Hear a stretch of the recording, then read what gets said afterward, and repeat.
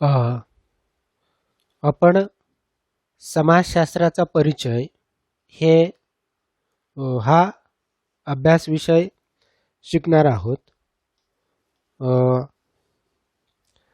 FYBA semester फर्स्टसाठी introduction to sociology समाजशास्त्राचा परिचय सेमेस्टर फर्स्ट हा शिकणार आहोत. आपलं महाविद्यालय हे पुणे विद्यापीठाशी निगडीत आहे. म्हणून पुणे विद्यापीठाने ठरवून दिलेला अभ्यासक्रम आपण अभ्यासतो आहोत. समाजशास्त्र म्हणजे काय या परिचयामध्ये साधारणपणे 3 प्रकरणं आहेत. समाजशास्त्राच्या उदयाची पार्श्वभूमी, पाश्चिमात्य आणि बिगर पाश्चिमात्य समाजशास्त्रज्ञ त्यांनी मांडलेले समाजशास्त्राच्या उदयाच्या पार्श्वभूमीच्या बाबतीतले विचार, या बाबत जो प्रबोधनाचा कालखंड ज्याला म्हटलं जातं, या कालखंडामध्ये या सगळ्या घडामोडी घडलेल्या आपल्याला दिसतात. त्या पार्श्वभूमीवर फ्रेंच राज्यक्रांती आणि औद्योगिक क्रांती या महत्त्वाच्या आहेत. एकंदर समाजशास्त्राचा अभ्यास का करावा, त्याचा उदय का झाला, त्या अगोदर समाजशास्त्राचा अभ्यास केला जात नव्हता का? तसं पाहिलं तर समाजाचा अभ्यास हा समाजाच्या उदयाबरोबरच आलेला आहे. समाजा इतकेच समाजाचा अभ्यास देखील जुना आहे. आपल्याकडे असणारी उपनिषदे, पुराणके, रामायण, महाभारत ही जी महाकाव्य आहेत, या महाकाव्यांमध्ये देखील सामाजिक विचार मांडलेले आहेत.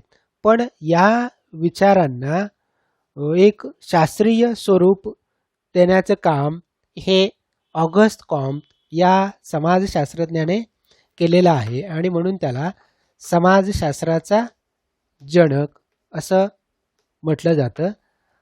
द पॉझिटिव्ह फिलॉसॉफी या ग्रंथामध्ये सर्वप्रथम समाजशास्त्र हे नाव ऑगस्ट कॉम्टने वापरलेलं आहे. 1838 मध्ये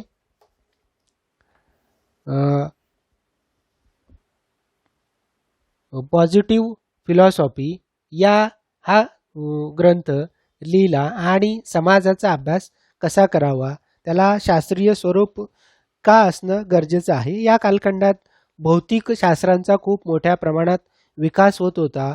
विविध प्रयोगांवर आधारित जी स्थिती होती ती बघता समाजाचा अभ्यास देखील याच पद्धतीने सामाजिक भौतिकी पद्धतीने केला जावा. त्याला जे डोळ्यांना दिसेल, जे सत्य आहे, विचारांना आकलन होईल, पटेल अशा स्वरूपाचा अभ्यास असावा. या स्वरूपाची मांडणी किंवा अपेक्षा ही ऑगस्ट कॉम्टने केलेली आपल्याला दिसते.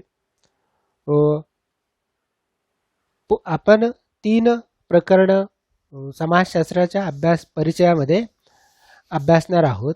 पहिलं प्रकरण आहे समाजशास्त्राच्या उदयाची पार्श्वभूमी. नंतर समाजशास्त्राची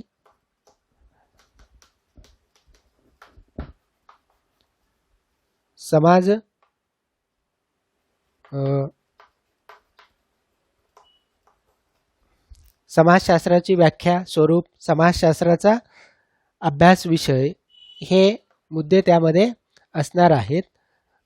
प्रबोधनाचा जो कालखंड आहे तो यामध्ये समाविष्ट आहे. पाश्चिमात्य आणि बिगर पाश्चिमात्य विचारवंत यांनी मांडलेले विचार, त्याचा संदर्भ या ठिकाणी, आणि फ्रेंच राज्यक्रांती आणि औद्योगिक राज्यक्रांती यांचा समावेश आहे.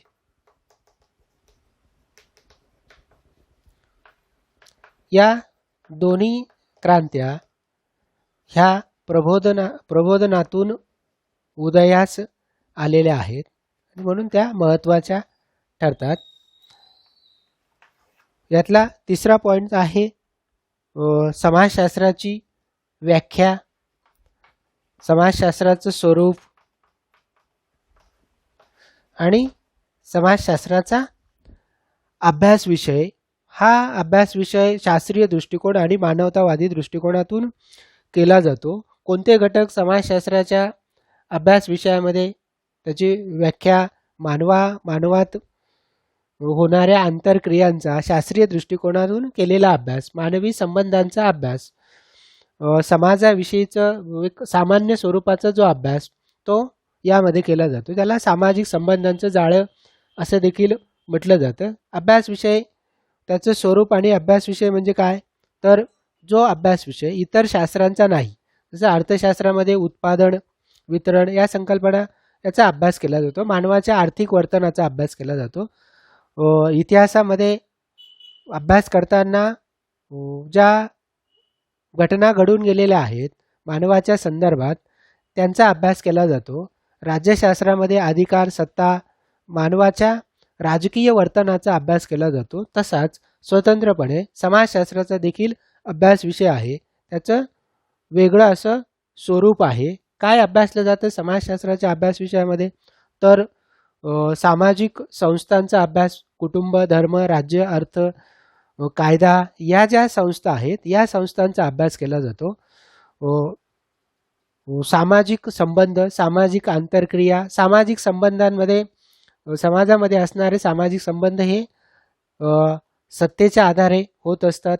सत्ता, नंतर व्यक्तींमध्ये असणारी स्पर्धा, समायोजन, संघर्ष या ज्या संकल्पना आहेत या आधारे संबंध प्रस्थापित होत असतात. त्यातलं श्रेष्ठ, कनिष्ठत्व या संबंधांमधलं हे अभ्यासलं जातं. म्हणजे थोडक्यात समाजशास्त्राचा स्वतंत्र असा अभ्यास विषय आहे. पुढचा जो मुद्दा आहे सोशिओलॉजिकल इमॅजिनेशन, समाजशास्त्रीय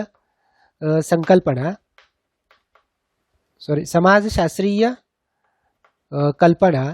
या कल्पना सामान्य ज्ञानाच्या पलीकडे असतात. त्या कशा असतात, सामान्य ज्ञानाच्या पलीकडे या संकल्पना कशा असतात हे आपण या ठिकाणी बघणार आहोत. नंतर समाजशास्त्रामध्ये असणाऱ्या विविध संधी कोणत्या आहेत हे या ठिकाणी आपण बघणार आहोत. विविध क्षेत्रांमध्ये NGOजमध्ये म्हणजे ज्या सेवाभावी संस्था असतात या संस्थांमध्ये समाजशास्त्राचे विद्यार्थी काम करत असतात. नंतर शासकीय सेवांमध्ये मोठ्या प्रमाणात या विद्यार्थ्यांचा उपयोग करून घेतला जात असतो. समुपदेशनासाठी शिक्षकी व्यवसायामध्ये त्याचा उपयोग असतो. समाज कल्याण, जी विविध प्रकारची शासनाची जी खाती असतात त्यामध्ये समाज कल्याण, आदिवासी विकास भवन, स्त्रिया बालकल्याण,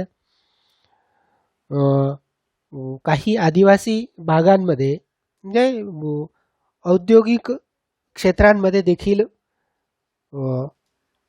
म्हणजे ज्याला औद्योगिक क्षेत्रांमध्ये जे कामगार असतात, कामगार कल्याण मंडळ म्हणून एक असतं. या कामगार कल्याण मंडळामध्ये देखील समाजशास्त्राचे विद्यार्थी काम करत असतात. ह्या संधींबरोबर आणखीही काही अभ्यासक्रम यामध्ये समाविष्ट होत असतो. आपलं पुढचं प्रकरण आहे या पहिल्या प्रकरणामध्ये आपण या गोष्टी बघणार आहोत. नंतर दुसरं प्रकरण आहे समाजशास्त्रातील मूलभूत संकल्पना, बेसिक कन्सेप्ट्स.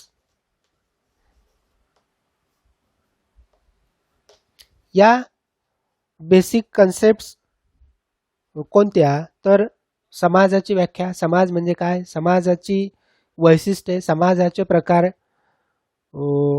जसं समाजशास्त्राची व्याख्या वेगळी आहे आणि समाजाची व्याख्या वेगळी आहे. समाजाची वैशिष्ट्ये, दोन समाजांमध्ये असणाऱ्या ज्या गोष्टी अगोदरच्याही समाजांमध्ये होत्या, आत्ताच्याही समाजांमध्ये आहेत आणि त्याच्यामध्ये काय बदल झालेत हे वैशिष्ट्यांमध्ये अपेक्षित आहे. आणि त्यानंतर समाजाचे जे प्रकार आहेत, प्राथमिक समाज, कृषी समाज, औद्योगिक समाज आणि नव उदारमतवादी समाज. प्राथमिक असणारा जो समाज आहे, शिकार आणि अन्न संकलन करणारा, ही प्राथमिक अवस्था मानवाची. आणि त्याच्यानंतरची कृषी प्रधान अवस्था, यामध्ये मानवाने बऱ्यापैकी कृषी प्रधान अवस्थेमध्ये स्थिर स्थावर झाल्याचं आपल्याला दिसतं. आणि त्याच्या पुढची जी अवस्था आहे, साधारणपणे 18व्या 19व्या शतकामध्ये औद्योगिक क्रांतीमुळे मानवी जीवनामध्ये प्रचंड प्रमाणात परिवर्तन घडून आलं. मोठ्या प्रमाणात उत्पादन घेणं शक्य झालं. आणि आपण अलीकडच्या काळामध्ये 1991 नंतर नवीन आर्थिक धोरण स्वीकारलं. आणि या नवीन आर्थिक धोरणानंतर नव उदारमतवादी समाज, ज्याला जागतिकीकरणाची संकल्पना वापरली जाते, उदारीकरणाची संकल्पना वापरली जाते, अशा प्रकारचा समाज की ज्याच्यामध्ये इतर देशांबरोबर विज्ञान तंत्रज्ञान ची देवाणघेवाण केली जाते. इंटरनेटच्या माध्यमातून होणारा संवाद, अगदी तत्वज्ञान, या सगळ्यांची देवाणघेवाण आणि त्यातून मानवी कल्याणाच्या ज्या संकल्पना आहेत, या संकल्पना नव उदारमतवादी समाजामध्ये आहेत. नंतर पुढची जी संकल्पना आहे ती म्हणजे समूह, ग्रुप्स आणि association and social networks. Social network ह्या ज्या संकल्पना आहेत, ग्रुप म्हणजे काय, ही बेसिक संकल्पना. समूह कशाला म्हणायचं, समूहामध्ये किती व्यक्ती आणि समूहाचा आकार किती असतो, समूहाची वैशिष्ट्ये काय असतात, आणि त्याला पुढे जे असोसिएशन ही संकल्पना वापरली जाते. नव्याने असोसिएशन म्हणजे मंडळाची असणारी पूर्वीची संकल्पना, आत्ताची संकल्पना यामध्ये बदल झालेला. आणि त्याला जोडून असणारं सोशल नेटवर्क, सामाजिक संबंधांचं जाळं नव्याने कसं प्रस्थापित झालं, ज्याला इंटरनेटचा समावेश, सोशल मीडियाचा त्यामध्ये समावेश केला जातो. हे सामाजिक संबंधांचं जाळं इंटरनेटच्या माध्यमातून कसं प्रस्थापित झालं आहे, ही संकल्पना आपण या ठिकाणी बघणार आहोत. नंतर पुढचं जे प्रकरण आहे, तिसरं प्रकरण, तिसऱ्या प्रकरणामध्ये सोशियल स्ट्रॅटिफिकेशन, तिसरं जे प्रकरण आहे, कल्चर इनइक्वॅलिटी,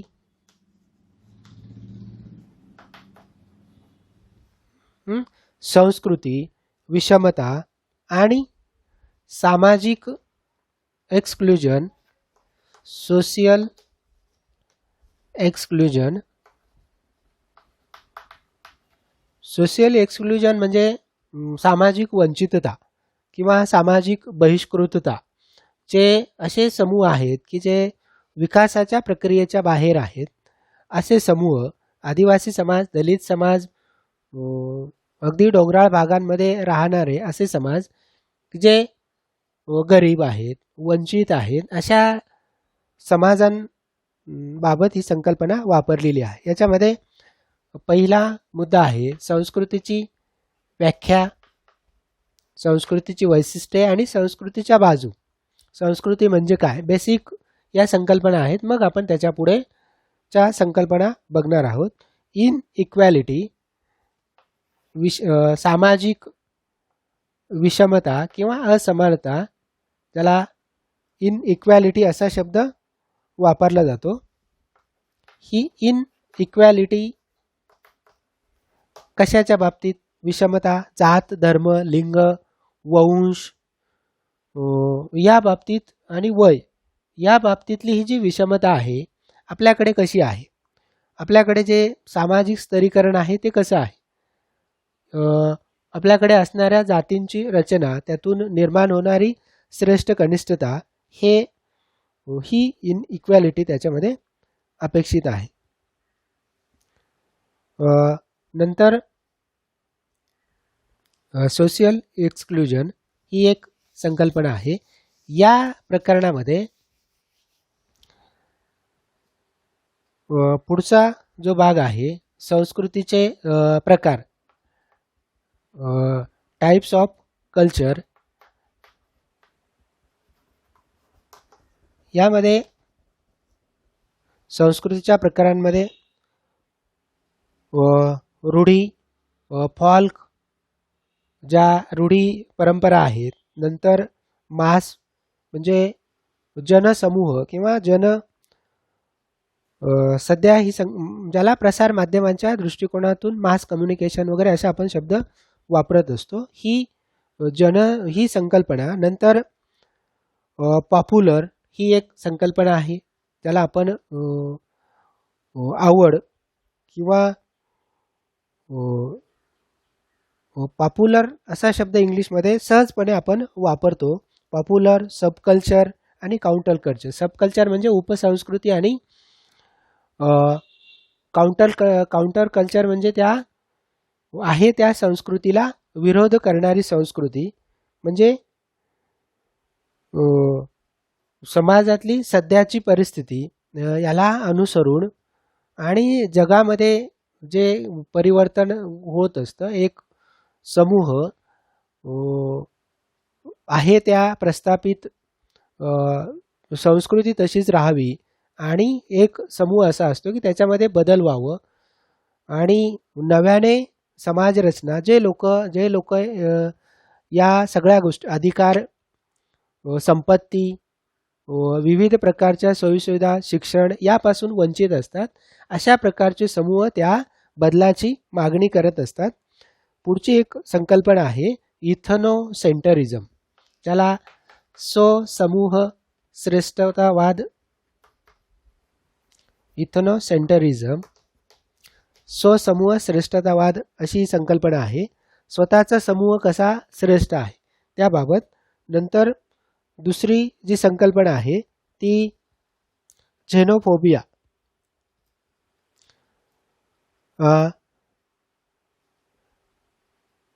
झेनोफोबिया ज्याला इतर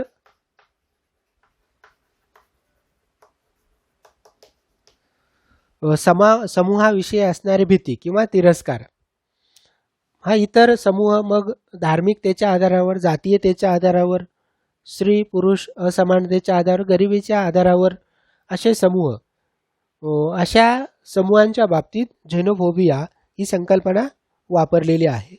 नंतर पुढची आहे मल्टीकल्चरलिझम, ज्याला मल्टीकल्चरलिझम बहुसांस्कृतिकता, विविध संस्कृतींचं झालेलं मिश्रण. आणि पुढची जी संकल्पना आहे ज्याला हायब्रिडायझेशन ही एक संकल्पना आहे. मिश्र संस्कृती, पुढची अवस्था बहुविध संस्कृतीच्या पुढची ही अवस्था आहे, हायब्रिडायझेशन असं म्हटलं जातं. या संकल्पना आपण या ठिकाणी बघणार आहोत. नंतर पुढचं आहे सविस्तरपणे स्ट्रॅटिफिकेशन, सोशियल स्ट्रॅटिफिकेशन, सामाजिक स्तरीकरण. सामाजिक स्तरीकरण आणि सामाजिक एक्सक्लुजन, स्ट्रॅटिफिकेशन आणि सोशियल एक्सक्लुजन. काही समूहांना या सगळ्या प्रक्रियेपासून वंचित ठेवणं. आणि सामाजिक स्तरीकरण म्हणजे काय? सामाजिक स्तरीकरण हे जातीच्या आधारे असतं, वयाच्या आधारे होतं, शिक्षणाच्या आधारे होतं, स्त्री पुरुष असमानतेत स्त्री पुरुष या आधारावर होत असतं. त्याला सामाजिक स्तरीकरण असं आपण म्हणतो. सोशियल एक्सक्लुजन म्हणजे काही जे वंचित समूह आहेत, आदिवासी समूह आहेत किंवा या विकासाच्या प्रक्रियेपासून बाहेर आहेत, सत्ता संपत्ती अधिकार यापासून बाहेर आहेत, वंचित आहेत, अशा प्रकारचे समूह. याच्यामध्ये आपण म्हटलंय की जात, लिंग, कास्ट, क्लास, वर्ग, जात, वर्ग, नंतर जेंडर, लिंग, स्त्री पुरुष असमानता, नंतर इथनिसिटी, वंश, वंश श्रेष्ठत्व किंवा वंशाच्या आधारे, आणि वय, वयाच्या आधारे होणारं स्तरीकरण ही संकल्पना आहे. आणि सोशल एक्सक्लुजनमध्ये सामाजिक, आर्थिक, राजकीय दृष्टिकोनातून ही वंचितता सोशल कशी आहे आणि ती कशी वाढते आहे. जे उद्योगधंदे किंवा औद्योगिकरणाच्या कालखंडामध्ये काही लोक हे श्रीमंत होत जातात आणि काही लोक हे कसे गरीब होत जातात आणि ते सामाजिक, आर्थिक, राजकीय प्रक्रियेपासूनही कसे उद्योग व्यवसायांपासूनही कसे अधिक दूर होत जातात, ही प्रक्रिया सोशियल एक्सक्लुजनमध्ये येते. आपण ह्या 3 प्रकरणांमध्ये हे अभ्यासणार आहोत. हा झाला आपला सिलेबसचा भाग. पण समाजशास्त्राचा अभ्यास करताना तो कशा पद्धतीने करावा, समाजशास्त्र आणि इतर जी शास्त्र आहेत याच्यामध्ये काय फरक आहे. समाजशास्त्रामध्ये मानवी वर्तनाचा अभ्यास केला जातो. मानवी वर्तन सामाजिक संबंधातून, जसं आपण म्हटलं की इकॉनॉमिक्समध्ये वस्तू, सेवा, बँका त्याच्या मानवी वर्तनाच्या आर्थिक बाजूंचा, तसं समाजशास्त्रामध्ये मानवी वर्तनाच्या सामाजिक बाजूंचा अभ्यास केला जातो. हा अभ्यास करताना, मानवी वर्तनाचा अभ्यास करताना काय डोळ्यासमोर ठेवलं जातं, तर ज्या सामाजिक संस्था किंवा सामाजिक संबंध जे आहेत, या संस्था मानवी वर्तनाच्या बाबतीत ज्या सामाजिक संस्था काय कार्य करतात, एकमेकांवर कशा अवलंबून आहेत आणि या सामाजिक संस्थांचं जे बेसिक स्ट्रक्चर आहे त्याच्यात सुधारणा करण्याची गरज आहे का, त्याचा कालावधी किती. प्रत्येक कालखंडामध्ये नव्या पिढीनुसार सामाजिक संस्थांमध्येही बदल होत जातात. मग उदाहरणार्थ एका सामाजिक संस्थेत बदल झाला तर त्याचा परिणाम इतर सामाजिक संस्थांवरही होत जातो. समाजशास्त्रीय दृष्टिकोनातून हा अभ्यास प्युअरलीपणे केला जातो. स्थळ, काळ, वेळ, समाज यानुसार हा अभ्यास होत असतो. ज्याप्रमाणे भौतिक शास्त्रांमध्ये एक प्रयोगशाळा किंवा ज्या वस्तूंवर प्रयोग केले जातात ते निर्जीव असतात, ते सजीव नसतात. पण सामाजिक संबंधांचा, समाजशास्त्राचा आणि इतर जी शास्त्र आहेत, जे सामाजिक शास्त्रांचा अभ्यास करताना एका सजीव प्राण्याचा म्हणजे मानवाचा अभ्यास केला जातो. आणि म्हणून मानवाचा अभ्यास करत असताना त्याचे विचार, त्याची मतं, त्याला वाटणारी भीती, त्याच्या सवयी या सगळ्यांचा प्रभाव त्या अभ्यासावर किंवा प्रयोगावर होत असतो. इथे पदार्थविज्ञान किंवा रसायनशास्त्र यामध्ये अभ्यास करताना, जीवशास्त्र यामध्ये अभ्यास करताना त्याचा बायोलॉजिकलपणे काय इफेक्ट होतो हे प्रत्यक्ष प्रयोगशाळेमध्ये आपल्याला बघता येतं. आणि म्हणून वेगवेगळ्या दृष्टिकोनातून प्रयोग करता येतात. इथे मानवी समाजावर प्रयोग करताना, उदाहरणार्थ एखादी दंगल झाली किंवा एखादं भांडण झालं, एखादी घटना घडली, ती प्रयोगासाठी पुन्हा करून पाहता येत नाही. आणि म्हणून त्या स्वरूपाचं वर्तन, ती कारणं, कोणती कारणं त्याला जबाबदार होती मानवी वर्तन असं का झालं, सामाजिक राजकीय आर्थिक दृष्टिकोन, विविध प्रकारच्या बाजू सामाजिक शास्त्रांच्या अभ्यासामध्ये असतात. आणि म्हणून हा अभ्यास करत असताना आपल्याला प्रयोगशाळा म्हणून समाजशास्त्राचा वापर करावा लागतो. जे समाज आहे, जे मानवी समूह आहेत, या समूहांचा प्रयोगशाळा म्हणून उपयोग केला जातो. मग ही प्रयोगशाळा आपले विचार, आपल्या सवयी संशोधन करताना त्याचाही परिणाम त्या गोष्टींवर होत असतो. आणि म्हणून समाजशास्त्राचा अभ्यास करताना तटस्थपणे अभ्यास कसा करावा हे प्रथम पाहणं गरजेचं आहे. ज्या सामाजिक घटना घडत असतात त्या घटनांचा कमी अधिक परिणाम हा आपल्यावरही होत असतो. आणि म्हणून अनुभवनिष्ठ दृष्टिकोनातून ज्याला आपण निरीक्षण, परीक्षण, तथ्य, समस्या सूत्रीकरण, काही गृहीतकं मांडणं अशा दृष्टिकोनातून अभ्यास केला जात असतो. हा अभ्यास करत असताना त्याच्यामध्ये बदलही होत जातात. जो माणूस आज एका प्रकारची माहिती सांगत असेल तर उद्या तो दुसऱ्या प्रकारची, काही कालखंडानंतर त्याचे विचार बदललेले असतील. म्हणून अशा परिस्थितीमध्ये एक सामाजिक शास्त्र म्हणून आणि त्यातल्या त्यात समाजशास्त्र म्हणून कसा अभ्यास करावा, विद्यार्थ्यांच्या बाबतीत हे जाणून घेताना विविध घटना घडत असताना त्याची कारणं काय असतील, वस्तुनिष्ठपणे त्याचा विचार कसा केला जाऊ शकतो हे आपल्याला समाजशास्त्राच्या अभ्यासातून कळणार आहे. त्याची कारणं काही इतर शास्त्रांमध्ये सांगितली असली तरी समाजशास्त्र मात्र त्याची वेगळी कारणं, त्याचा वेगळा अभ्यास करतं, त्याचा वेगळा विचार करत असतं. सामाजिक समस्यांच्या बाबतीत देखील समाजशास्त्राचा दृष्टिकोन हा वेगळा असतो. मानवाचा म्हणजे ज्याप्रमाणे स्पष्टपणे अर्थशास्त्रामध्ये आर्थिक संकल्पना, बँकांची देवाणघेवाण, कर्ज देणं घेणं हे लिहून मोजमाप करून त्याच्यावर व्याज घेणं, समाजशास्त्रामध्ये मात्र काही ज्या संकल्पना आहे त्या वेगळ्या आहेत. उदाहरणार्थ एखाद्या ठिकाणी विवाह समारंभ असेल आणि एखाद्या कुटुंब, नातेवाईक वगैरे यांना आमंत्रण असेल तर त्या बाबतीत काही गिफ्ट किंवा त्याला आपण आहेर असं म्हटलं जातं, काही वस्तू त्या कुटुंबाला देणं किंवा त्याच्या आनंदामध्ये सहभागी होणं हे प्रकार, आणि पुन्हा तीच अपेक्षा किंवा त्याच स्वरूपाचं वर्तन त्या व्यक्तीने करावं. मग ती घटना समोरच्या कुटुंबाकडे विवाह कधी होईल, समारंभ कधी असेल तेव्हा 5-10 वर्षांनी किंवा नसेलही तेव्हा त्याची परतफेड करणं म्हणजे कोणत्या तरी कारणाने ती अपेक्षित असते. ती किती असते, कमी असते, जास्त असते याचं मोजमाप केलं जात नाही. म्हणजे हा फरक समाजशास्त्राच्या